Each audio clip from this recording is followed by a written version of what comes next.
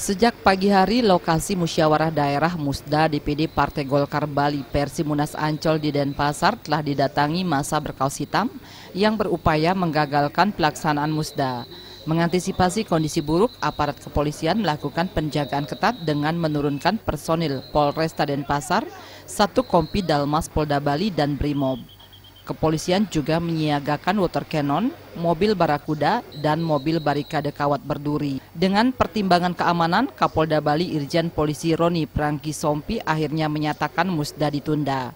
Penundaan itu atas kesepakatan bersama dengan panitia setelah dilakukan musyawarah.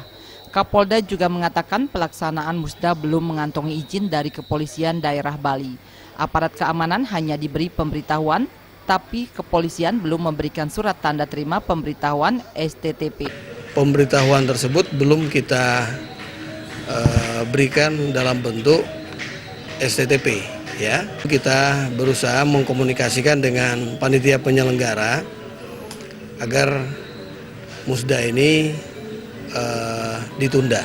Kapolda menegaskan kepolisian tidak masuk dalam ranah konflik kedua kubu, tapi hanya bertanggung jawab menjaga Bali tetap aman dan kondusif.